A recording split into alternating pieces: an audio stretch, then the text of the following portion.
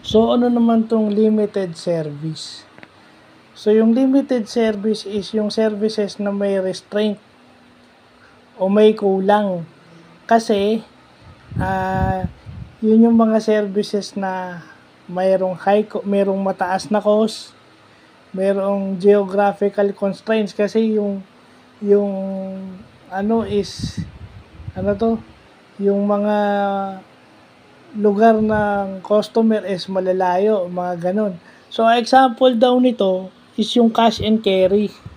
Kasi alam niyo yung cash and carry na wholesalers, yun yung pupunta yung pupunta yung customer do sa lugar ng wholesaler, doon nila babayaran, and then sila na yung pagkabayad nila, cash. They would pay in cash, and then sila yung magbibitbit pabalik sa kanila. So, walang delivery. So, doon na papasok yung instrumental value.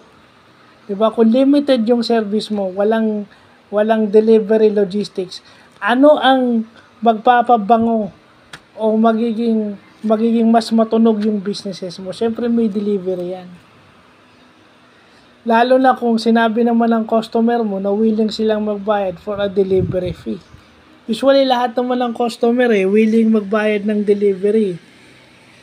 Willing silang magbayad ng justifiable o fair na delivery fee for as long na yung produktong binili nila, makukuha nila.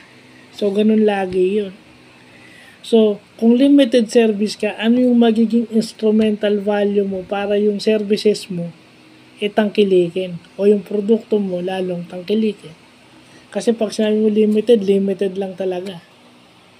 So, yun na example nun, yung sa wholesalers, di ba? Wala silang delivery logistics.